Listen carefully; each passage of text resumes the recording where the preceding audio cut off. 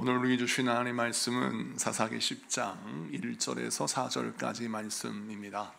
구약 성경 379페이지 사사기 10장 1절에서 4절 말씀, 우리 다 같이 교독하겠습니다. 제가 먼저 봉독하겠습니다.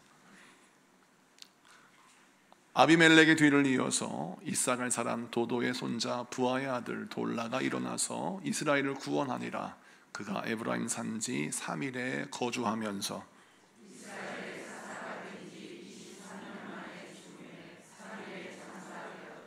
그 후에 길르앗 사람 야일이 일어나서 22년 동안 이스라엘의 사사가 되니라. 그에게 아들 30명이 있어 어린 낙에 30을 탔고 성읍 40을 가졌는데 그 성읍들은 길르앗 땅에 있고 오늘까지 하봇 야일이라 부르더라. 아멘. 할렐루야. 자, 오늘은 사사기 10장 1절 4절까지 말씀을 통해서 이제 하나님이 나와 함께 하시면 된다 라는 제목으로 말씀을 증거할 때 많은 은혜 받는 시간 되기를 바랍니다. 오늘 말씀에 이스라엘을 구원한 위대한 지도자 사사들의 이름이 등장하는데 그 한 명 한 명의 기록이 매우 짧습니다. 사실 이들의 기록이 짧은 이유는 그들이 공적이 없어서가 아닙니다. 그들이 통치할 때, 그들이 사사로 활동할 때 태평성대가 이루어졌는데 오늘 본문 말씀 1절에 등장하는 이 돌라라고 하는 사사는 23년 동안 그의 나라가 이스라엘 백성들이 평안한 가운데 살았어요. 그리고 그 뒤를 이어서 야일이라고 하는 사사가 리더가 되었는데 그가 다스리는 나라도 역시 22년 동안 태평성대를 누렸습니다. 자, 그러니까 도합 45년에 이 놀라운 평화의 시대를 이룩했던 위대한 지도자 돌라와 야일의 기록이 매우 짧은 것이 의아한 것입니다. 왜냐하면 다른 사사들이 이와 같은 일들을 이루기는 것은 쉬운 일이 아니거든요. 그렇다면 이들의 위대함, 이들의 공적, 이들의 행적을 자세히 기록해서 후대에 전하는 것이 좋을 듯 하나 우리 하나님은 그들의 기록을 아주 짧게 기록하며 우리에게 던지는 메시지가 있다는 사실이죠. 오늘 본문 우선 1절을 보면 이 돌라라고 하는 사람이 어떤 사람인지 살펴보기 위해서 우선 시대적인 배경을 보니까 아비멜렉이라고 하는 사람이 실각하고 그 뒤를 이어서 이 돌라라고 하는 사람이 지도자, 사사가 되었다라고 말합니다. 우리 어린 친구들도 있기 때문에 사사가 무엇이냐? 하나님이 세우신, 하나님이 임명하신 지도자라는 뜻입니다.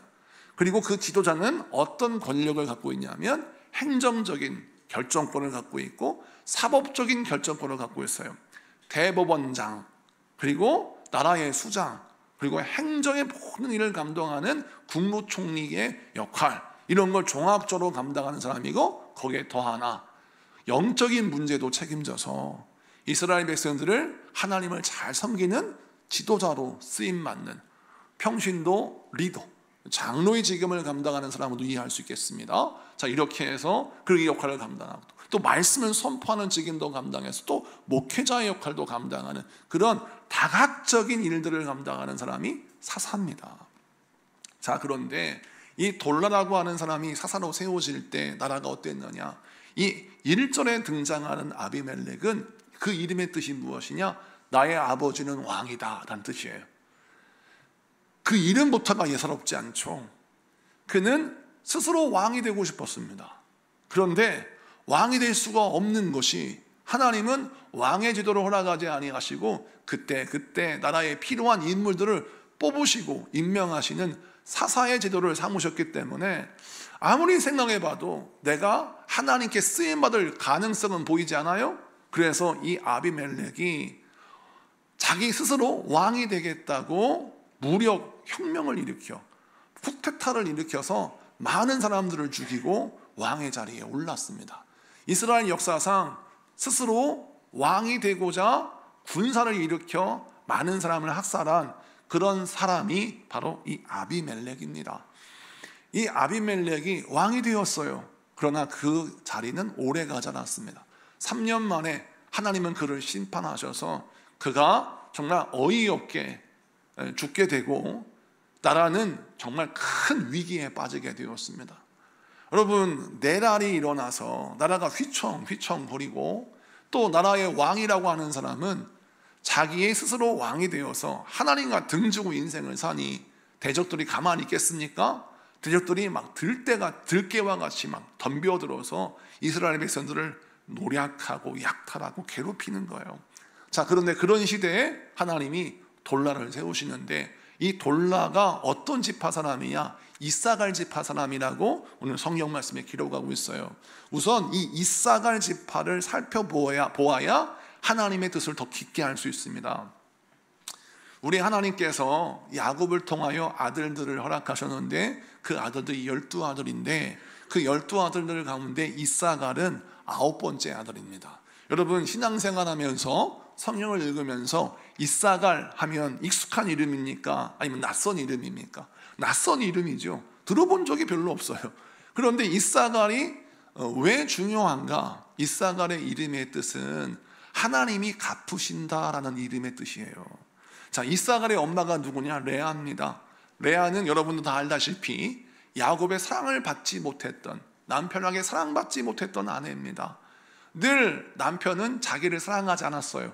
이유는 뭐냐면 자기가 못생겼다고, 여자답게 매력적이지 않다고 해서 자기에게 등을 돌렸습니다. 그런 외로운 삶을 살았죠. 남편의 사랑을 받지 못했지만 그는 하나님의 사랑으로 만족해하는 사람이었어요. 그래서 항상 여러분, 아들을 낳으면 그 아들의 이름을 믿음의 이름으로, 하나님이 기뻐하시는 자의 이름으로 지었어요. 그래서 그가 낳은 아들들 가운데 레위가 있고 유다가 있습니다. 여러분, 모세가 누구의 후손이냐? 레아의 후손이에요. 다윗이 누구의 후손이냐? 레아의 후손입니다. 그러니까 레위 지파와 유다 지파 모두 이 레아의 후손들이라는 거예요. 그만큼 레아는 믿음의 사람이에요. 그런데 그가 이제 5번째로 아들을 낳았는데 그 이름을 이사갈이라 했는데 그 이름을 지으면서 어떤 뜻을 담았냐면 하나님이 갚으신다. 그러므로 너는 항상 하늘의 상급받고 살아라. 네가 충성을 하고 헌신을 하고 신앙생활을 할 때 이 땅의 복, 눈에 보이는 이익 이런 것으로 눈 멀지 말고 너 하나님이 갚으신다. 하나님의 은혜로 함께 하시니까 너는 하나님 보고 살아라. 이런 의미로 이사갈이라고 이름을 지었어요. 그런데 이사갈이 성장합니다.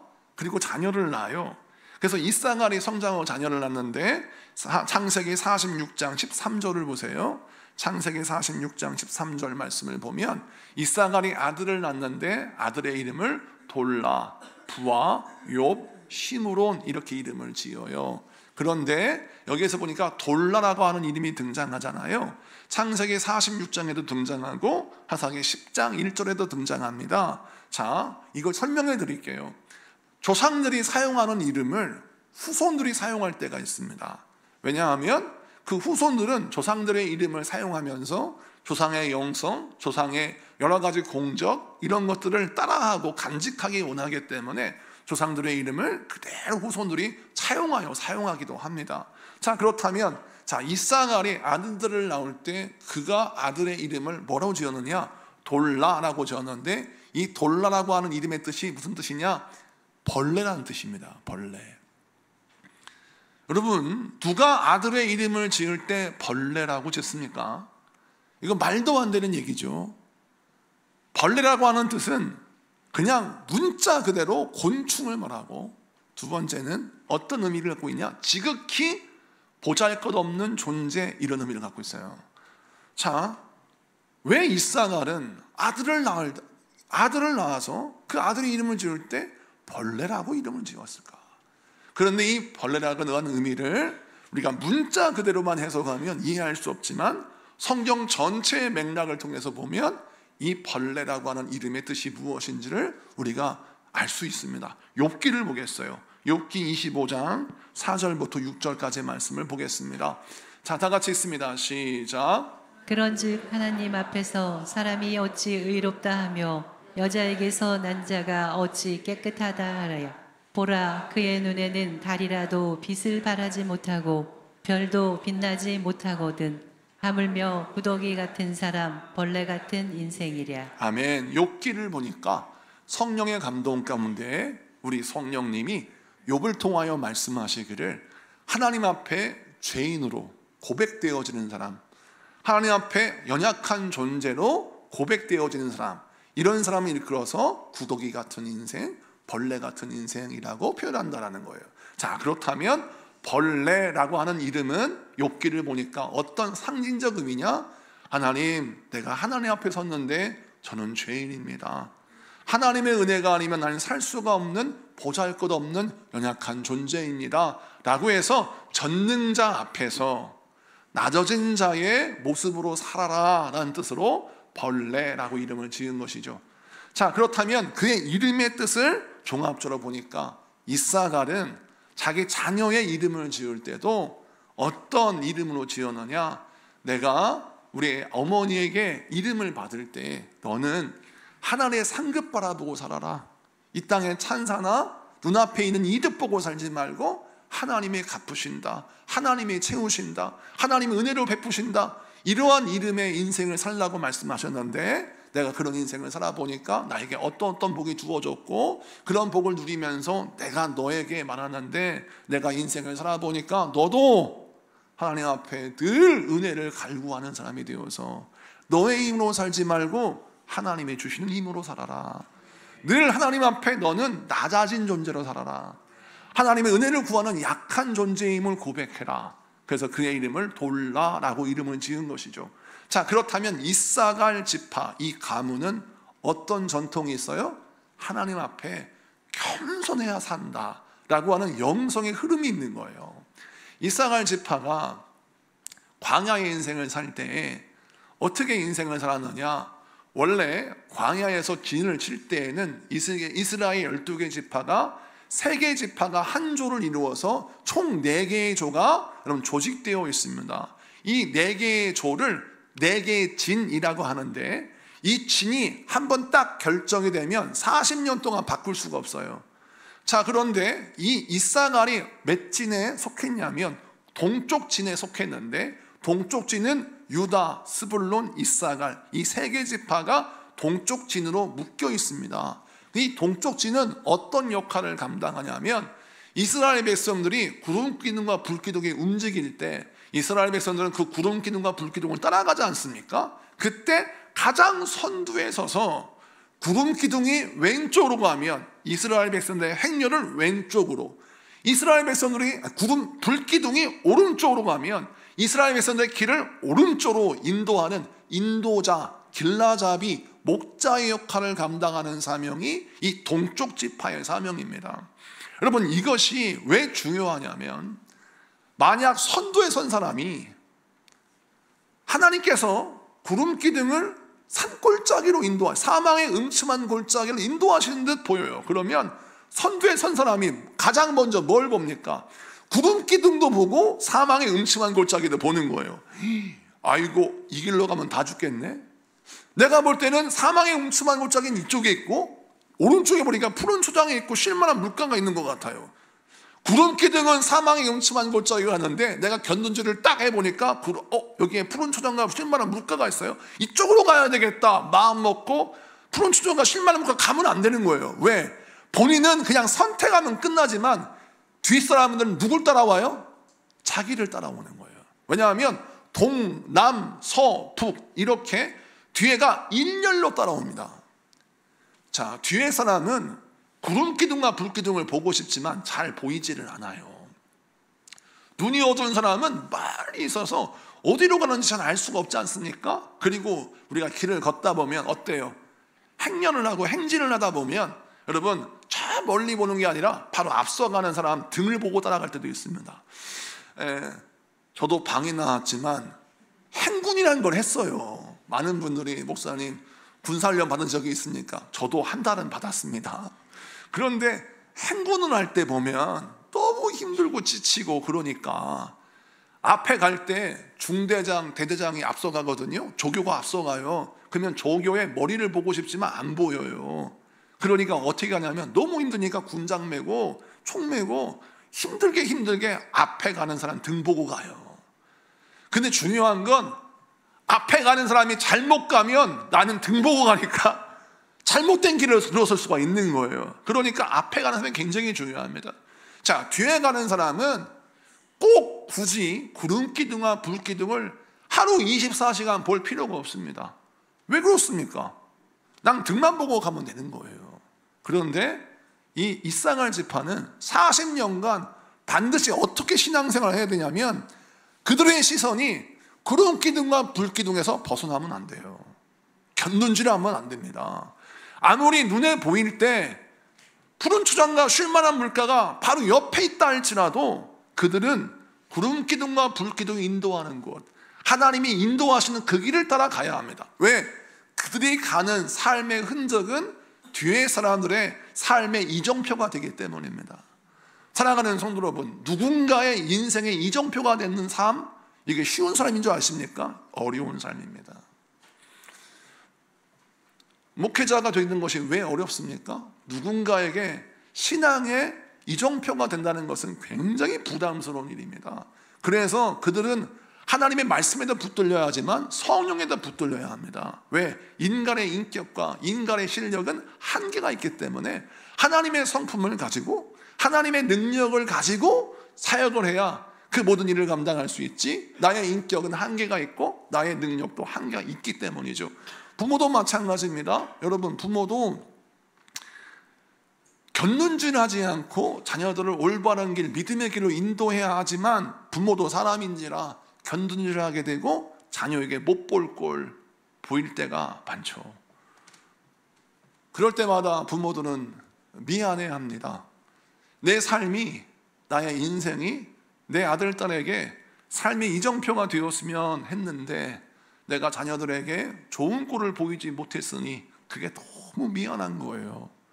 자, 이런 인생 우리가 살고 있지 않습니까? 그런데도 불구하고 우리 하나님이 이사갈을 어떻게 쓰시느냐? 이사갈에게 너는 네가 부족하고 네가 연약하고 네가 보잘것없고 누군가의 삶의 이정표가 될 만한 사람도 아니지만 그래도 네가 네 자녀에게, 너의 형제 자매에게, 많은 사람들에게 등대와 같은 사람이 되고 목자와 같은 삶이 될 수 있는데 그게 뭐냐? 나만 바라보라는 거예요. 나를 바라보고 너의 인생의 방향을 결정해라. 너의 하루하루의 삶의 방향을 결정해라. 그러면 너는 시간이 지나면 누군가의 삶의 이정표가 될 것이다 라고 말씀하시는 겁니다. 이 사명을 이사갈이 40년을 감당합니다. 여러분, 누군가를 인도하는 목자의 삶을 40년 동안 충성했어요. 셀장을 1년만 해도 여러분 스트레스를 받습니다. 누군가에게 도움이 되는 도우미 역할을 감당하는 것도 쉬운 일이 아니에요. 그런데 그 역할을 40년을 했어요. 아버지 노릇 40년 하는 것도 쉽지 않고 엄마 노릇 40년 하는 것도 쉽지 않습니다. 대개는 부모가 뭐라고 합니까? 자녀를 20살까지 키우면 20살부터 자녀에게 뭐라 합니까? 이제 엄마 노릇 끝이야. 나는 이제 내 인생 살아야 되겠어. 네가 알아서 돈 모으고 네가 알아서 시집가고 네가 알아서 장가가고 네가 알아서 인생 살아야 돼. 나도 내 인생이 있어. 내가 너를 언제까지 뒷바라지 해줄 수 있겠니? 라고 말하지 않습니까? 그런데 누군가의 그림자, 누군가의 인도자, 누군가의 목자의 삶을 40년 동안 감당한다? 부모도 어려운 일이에요, 이건. 그런데 이사갈이 40년을 감당했습니다. 한 걸음 한 걸음 길을 내디딜 때마다 혹시라도 나의 걸음이 하나님의 뜻과 조금이라도 어긋나지 않을까 늘 노심초사하면서 남들은 다 꾸벅꾸벅 졸면서 사람들 등 보고 걸어갈 때 이사갈 지파는 구름기둥 바라보는 눈의 시선을 뗄 수가 없는 거예요. 내가 만약 구름기둥에 앞서가는데 졸다가 잘못된 길로 왼쪽 길로 가버려요. 잘못된 길로 우회전해버려. 그러면 대참사가 벌어지는 것입니다. 뒤에 사람들 엉뚱한 길로 갈 수밖에 없는 거예요. 그래서 이사갈은 그 사명을 40년을 감당해요. 하나님이요, 이 충성을 보셨어요. 그래서 신명기 33장 18절 19절 보면 모세를 통해서 복을 주시는데 성경 말씀을 보겠습니다. 성경 말씀 18절 19절 파란 글씨부터 읽겠습니다. 시작. 이사가리여 너는 장막에 있음을 즐거워하라. 그들이 백성들을 불러 산에 이르게 하고 거기에서 의로운 제사를 드릴 것이며 바다의 풍부한 것과 모래에 감추어진 보배를 흡수하리로다. 아멘. 하나님이 복을 주세요. 모세가 하나님이 부르실 때가 다 됐습니다. 유언하는 마음으로 자기 인생의 마지막 때에 이스라엘 백성들을 축복하는 하나님의 음성을 들려줍니다.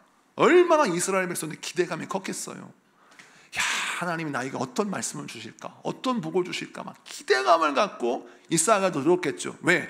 40년 동안 목자의 삶을 살았으니까, 40년 동안 누군가의 인도자의 삶을 살았으니까 얼마나 고단한 인생을 살았어요. 긴장된 인생을 살았어요. 그러니까 하나님이 큰 복 주시겠지, 이런 기대감을 가지고 막 기대하는데 하나님이 이사야 차례가 됐어요. 모세의 입을 딱 열어서 말씀하시기를 너는 하나님의 장막 안에서 사는 걸 즐거워해라.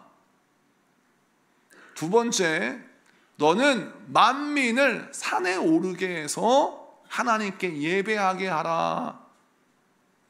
자, 여기까지 여러분 들으셨는데 놀라지 않고 무슨 말이냐라고 듣는데, 이게 무슨 얘기냐면 내가 너와 함께 영원히 동행하길 원한다. 너는 이제부터 나와 함께 사는 것이 즐거움이 되게 해라. 뿐만 아니라 너는 이제부터 앞으로도 쭉 백성들로 하여금 예배를 드리고 싶게 만드는 사람이 되라. 너의 인생이 모든 사람이 예배 드릴 수밖에 없는 인도자의 인생으로 살아라 라고 하나님이 40년 충성을 끝내고 이제 좀 자유롭게 살고 싶은 이사갈에게 더 큰 사명을 주셔서 이제는 같이 살재요. 이게 얼마나 어렵습니까? 하나님이 내가 만만한가? 아니, 내가 그렇게 만만한가? 내가 40년 충성했으면 됐는데 이제는 같이 살자요. 하나님이 같이 동행하자요. 뿐만 아니라 너로 말미암아 만민이 하나님 앞에 예배하는데 네가 쓰임 받아라, 이 말씀하시네. 그리고 그 다음은 막 들어오지도 않는 게 바다의 풍부함이 너에게 줄 것이고 모래 속에서 보배가 숨겨져 있을 것이다. 이게 뭐 이해가 안 되는 거예요. 그러나 이사갈은요 믿음의 사람들이에요. 이 말씀을 듣고 순종합니다. 이 사명 감당해요. 그래서 하나님이 제비를 뽑게 하십니다. 그래서 여호수아를 보니까 이사갈이 제비를 뽑았어요. 땅을 뽑았어. 그 땅을 뽑는 것은 내가 뽑고 싶은 땅을 뽑은 게 아니라 하나님이 주시는 땅을 뽑아요. 그러니까 내가 원하는 땅이 아니라 하나님이 주시는 땅이에요. 딱 뽑았는데 어디냐? 팔레스타인 지역의 내륙이에요. 오른쪽은 요단강이 있고 왼쪽은 지중해로 향하는 곳이 있지만 사방으로 다른 지파에게 막혀 있는데, 이 이사갈이 받은 땅의 특징이 뭐냐? 내륙 지역이지만 곡창지대예요. 곡창지대. 특별히 이스르엘이라고 하는 평야가 굉장히 유명한데, 이스라엘의 평야는 오늘날 우리나라로 따지면 2000여주 땅입니다. 수도권, 곡창지대, 이 땅을 차지하게 되는데 하나님이 분명히 말씀하셨죠. 네가 나와 함께 사는 것이 즐거움이고 나와 함께하는 삶을 살아서 많은 사람들에게 예배의 인도자요, 예배의 기쁨을 누리게 하는데 네가 쓰임받는 자가 되라. 오늘날 전도하고 인도하는 사람 같죠? 우리 교회 너무 좋은 교회예요. 우리 교회가 얼마나 찬양이 뜨겁고 기도하고 말씀이 정말 넘치고 넘치는지 우리 같이 예배합시다. 이렇게 하는 인도자 역할을 감당하라는 거예요. 그런데 그런 삶을 살면 내가 너에게 복을 줄 텐데 그 복이 무엇이냐? 이스라엘의 평야를 갖는다라는 거예요. 근데 이스라엘 평야가 어디냐? 지금도 팔레스타인 지역에는 이스라엘은 팔레스타인의 식량 창고입니다. 이곳에 농사를 지으면 50배, 60배, 100배 결실을 맺어요. 양이 많아지는 겁니다. 씨를 심으면 이곳은 풍성한 열매를 거두는 추수의 기쁨이 있는 장소예요. 그래서 신명기 33장 19절에 바다의 풍부함과 모래 속의 보물이 그곳에 너가 있을 것이다 라는 축복을 약속하셨는데 그 말씀이 그대로 이루어집니다. 바다의 풍부함처럼 이 땅은 많은 것을 배출하고 생산할 수 있는 생산하는 땅이 되고 풍부한 땅이 되고 뿐만 아니라 모래 속에 보물이 숨겨져 있다. 이건 무슨 뜻이냐? 이 땅을 통하여 배출하고 소출하는 놀라운 복, 열매를 허락하실 거라는 거예요. 왜 하나님이 이렇게 풍부한 양식의 복을 주셨을까요? 이유는 이 이스라엘에 나오는 양식은요, 이사갈 지파가 먹고도 남아요. 그러면 이 양식을 어떻게 사용하느냐? 창고에 놓고 썩히는 게 아니라 이 이스라엘의 복을 다른 땅이, 이 밀 농사가 어려운 땅에게 나눠줘야 합니다. 무역을 하든지 장사라든지 이것을 나누어줘야 돼요. 그래서 이스라엘의 땅은, 이 이사갈 지파는 어떤 복을 받느냐면 그가 가진 복으로 다른 사람의 빈곤을 해결해 줄 수 있는, 다른 사람을 복되게 하고 굶주림을 채워줄 수 있는 그런 복을 흘러가게 만드는 역할을 감당하는 은혜를 받아요. 자, 하나님 앞에 쓰임받아서 하나님의 인도하심을 따라 철저히 40년을 충성하고 사명 감당하니까 하나님이 갚으십니다. 어떻게 갚으세요? 너 지금까지 은혜의 통로가 됐으니 이제는 축복의 통로가 되라. 그래서 복을 받아서 그 복을 굶주린 자들에게 나누어 줄 수 있는 기회를 주셨다라는 거예요. 이 복을 여러분을 받으시는 여러분에게 축복합니다. 사랑하는 성도 여러분, 영혼을 주님께로 인도하는 자, 영혼들을 바르게 살게 하는 자, 목자의 삶을 살아가는 자들은 하나님이 그 충성을 지켜보십니다. 너는 내 백성을 하나님을 경외하는 백성으로 세우기 위하여 인도자의 역할을 잘 감당했구나. 내가 너에게 복을 줄게. 그래서 네가 전도하는 손이 부끄럽지 않도록, 인도하는 자의 손이 부끄럽지 않도록 내가 너에게 풍요로운 땅을 허락해 줄 텐데 그 풍요로운 땅은 바다의 풍부함과 비견될 것이고 모래 속에 보물이 숨겨져 있을 텐데 씨를 뿌려봐라. 그 보물이 모래 속에서 나타날 것이다. 실제로 이스라엘 땅에서 풍성한 곡식을 거두게 되었던 것이죠. 자, 시간이 흘렀습니다. 이사갈 지파의 자손 돌라가 나라의 위기를 구원하기 위하여 쓰임받는데 왜 꼭 성경에서 이사갈 사람이라고 쓰여져 있을까요? 이는 무엇이냐면 나라가 위기에 빠졌을 때, 모든 사람이 갈 길을 알지 못했을 때 하나님은 이사갈을 통하여 또다시 위기에 빠진 민족에게 살 길을 보여줍니다. 자, 살 길이 여기에 있다. 세상은 모두가 우리는 다 죽게 되었다, 이젠 끝났어, 아무것도 이룰 수 없어 라고 말하는 그때에 이사갈 지파의 자손을 통하여 봐, 여기에 살 길이 있어, 여기에 내 인생의 새로운 길이 열릴 것이다 라고 말씀하시고 하나님이 우리에게 새 길을 보여주시는데 그 길이 뭐냐? 하나님께 붙들린 자를 통하여 하나님이 너희를 구원하신다는 거예요. 그래서 붙든 사람이 누구냐? 이사갈 지파의 자손 가운데 벌레라고 이름을 가진 이 돌라를 통해서 하나님이 구원하시더라는 거예요. 아, 여기에 하나님의 선명한 그림이 있지 않습니까? 하나님 앞에 약한 자가 세상에서는 강한 자다. 하나님의 말씀을 붙들고 하나님밖에 모르는 사람, 세상에서는 바보 천치와 같다고 말하지만 그 사람은 결국 이 땅을 구원할 사람이고 많은 사람을 복된 길로 인도할 사람이다 라고 말씀하시면서 이 돌라가, 이 이사갈 지파가 물질의 풍요함만 가지고 있는 지파가 아니라 민족을 위기에서 건질 수 있는 그런 목자의 사명을 감당할 수 있는 위대한 지파임을 이 천하의 만방에 보여주는 것입니다. 사랑하는 성도 여러분, 여러분들은 어떤 인생을 살고 있습니까? 인도자의 삶을 살고 있습니까? 아니면 남들 등만 보고 살아가는 인생을 살고 있습니까? 나는 남들 등만 바라보고 가는 인생을 살아야 되겠다라고 하는 사람은 사람이 잘못된 길로 가면 그 길을 그대로 따라갈 수밖에 없어요. 그런데 이사갈의 사명을 가진 자가 되면 하루 24시간 주님만 바라봐야 합니다. 그리고 주님이 가시는 길 바르게 보고 바르게 인도해야 하는 거예요. 나의 인생의 하루하루를 그냥 허투루 살 수가 없습니다. 왜? 나의 인생의 하루가 누군가에겐 교훈이 되고 누군가에겐 사인이 되기 때문입니다. 그래서 말, 행동 하나 모든 것이 다 허투루 할 수가 없는 거예요. 바르게 또 하나님의 인도하심을 따라 살 수밖에 없는 거죠. 그래서 하나님이 이쌍을 지파 돌라를 통하여 이스라엘을 구원하여 23년이나 태평성대를 이루게 하셔서 우리 하나님 말씀하십니다.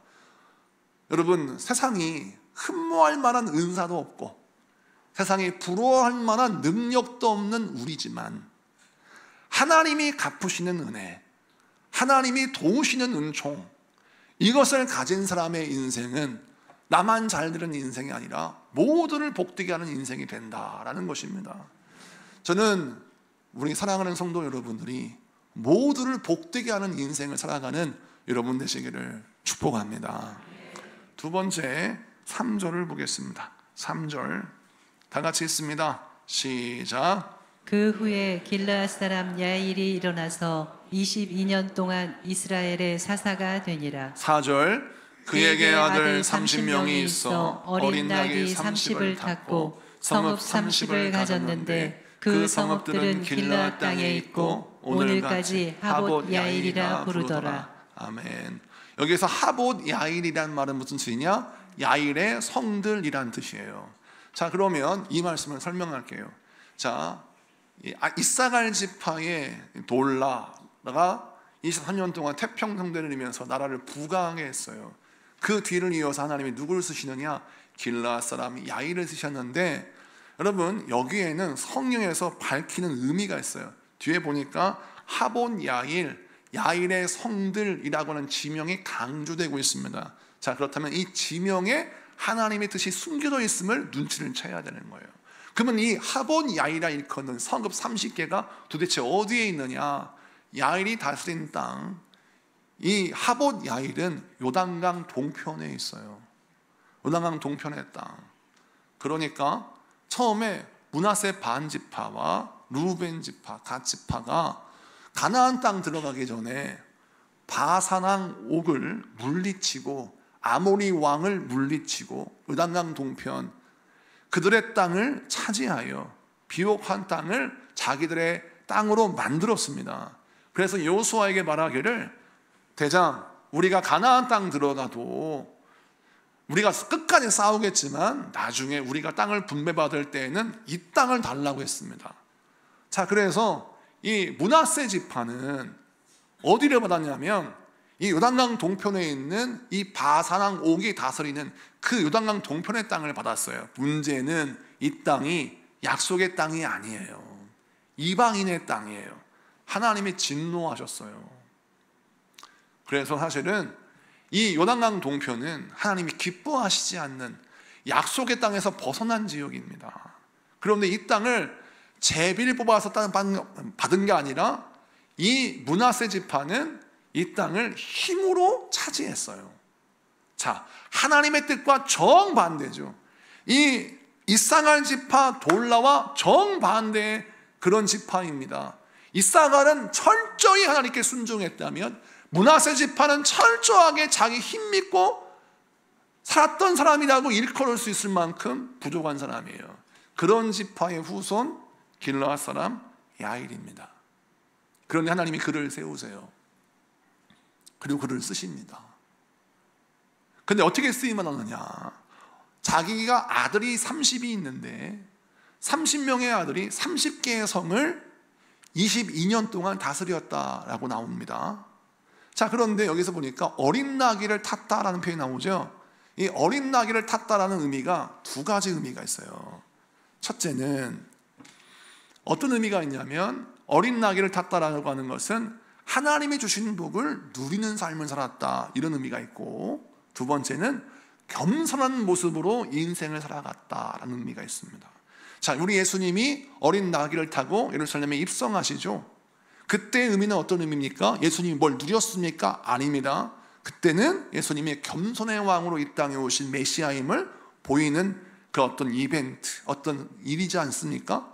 자, 그러니까 이 어린 나귀를 탔다라고 하는 이 두 가지 의미를 동시에 살펴본다면 이 야일의 아들들 30명이 각자 성을 다스렸는데 누가 봐도 누리는 삶을 살고 누가 봐도 복을 누리는 인생을 살 수 있는데 그들이 누리는 삶을 살았지만 언제나 겸손한 삶을 살았다. 이 의미가 담겨져 있습니다. 왜 그러냐? 이 야일의 이름의 뜻이 무엇이냐? 하나님이 빛나게 하신다라는 이름의 뜻을 갖고 있어요.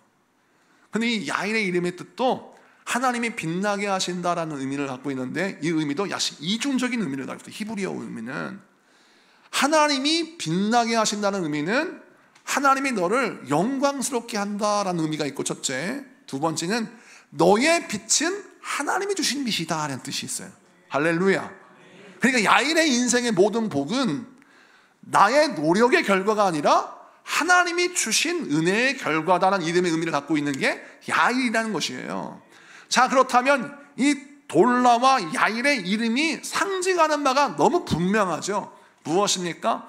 돌라는 하나님 앞에 겸손히 섰을 때 하나님이 그에게 복을 주시고 사명을 충성되이 감당하자 하나님이 그가 남들을 구원할 수 있는 사람으로 쓰셨다면 야일은 무엇입니까? 내게 허락하신 모든 것은 하나님의 은혜입니다 라고 해서 하나님의 빛을 드러내는 삶을 살아서 늘 말을 타는 자가 아니라 겸손히 나귀를 타고 내게 주신 복을 누리는 삶을 살았어요.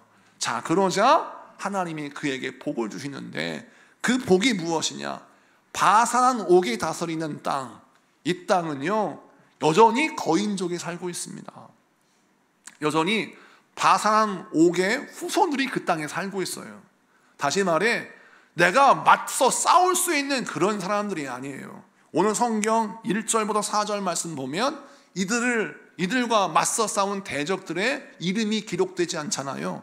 미디안인지 아말렉인지 이 사람이 무슨 동방 사람들인지 이 사람이 누군지 나와 있지 않습니다. 그냥 대적들이라고 뭉뚱그려 설명하고 있어요. 이게 무슨 얘기냐면 대적이 누구건 간에 그 사람이 어떤 능력을 가졌고 그 사람이 어떤 배경을 가지고 있고 그 사람이 어떤 은사를 가지고 있다 할지라도 하나님이 쓰시는 사람, 하나님의 빛을 나타내는 사람, 하나님께서 쓰시는 그 사람을 회방할 수도 그것을 빼앗을 수도 그들을 넘어뜨릴 수도 없었다라고 하는 말씀을 이 말씀 속에서 우리에게 주고 있는 것입니다.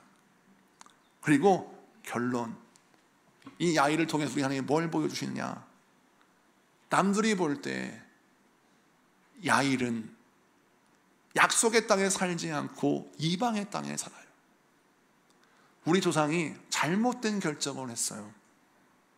가나안 땅 안에 살아야지 왜 이방 땅에서 이루고 있느냐?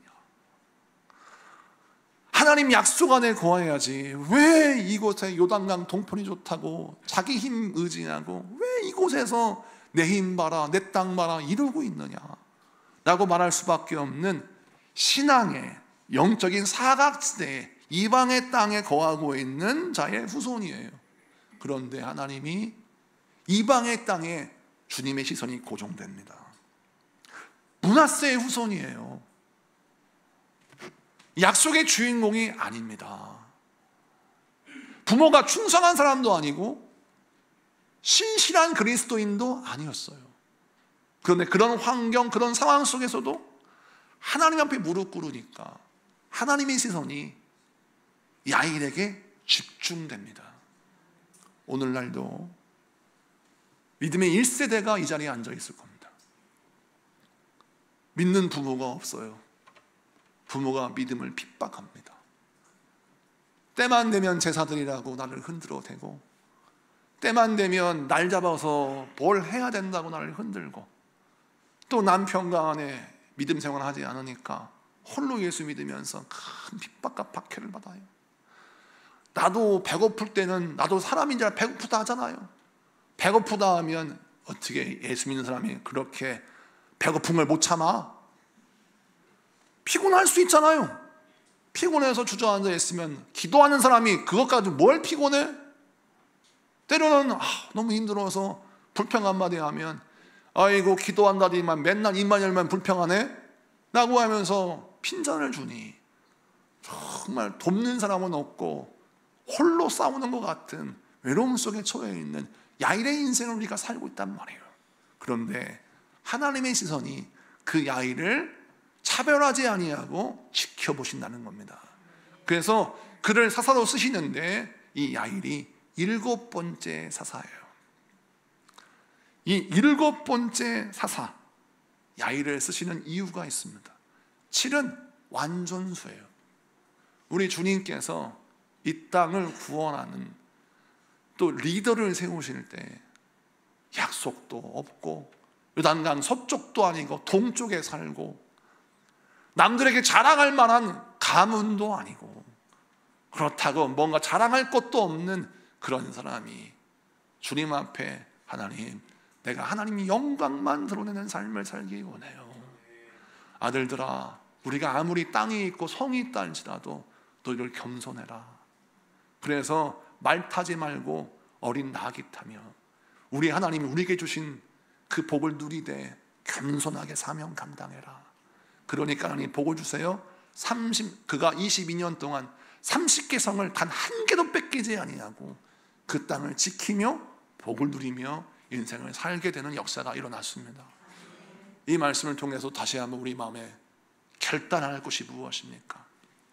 여러분, 누군가의 이정표가 되는 삶을 사는 것은 복된 삶입니다.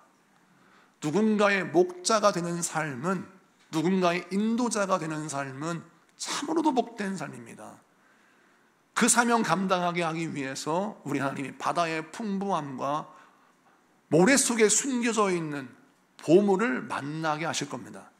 그래서 여러분이 인도하는 자가 부끄럽지 않도록, 섬기고 충성하는 자가 고달프지 않도록 우리 하나님께서 여러분을 인도자의 삶을 복의 통로의 삶으로 인도하실 줄로 믿습니다. 여러분, 나는 1세대 신앙인입니다. 나를 도와주는 사람이 없습니다. 늘 외롭고 힘듭니다. 그러나 주님은 차별 없는 은혜를 주셔서 이방의 땅에 살고 있고 자랑스러운 조상도 아니고 그렇다고 내세울 것도 없는 야일 같은 인생이지만 하나님, 나를 통하여 하나님의 빛이 비춰집니다 라고 고백하고 과감하게 기도하고 믿음의 야성을 잃어버리지 않는 겸손한 충성자를 하나님이 쓰셔서 요단강 동편에서도 바사랑 옥의 땅에서도 하나님이 쓰시는 사람이 여러분 일어서게 되었습니다. 이것을 기억하시고 여러분도 쓰임 받는 축복의 통로가 되는 여러분 되기를 축복합니다. 기도합시다.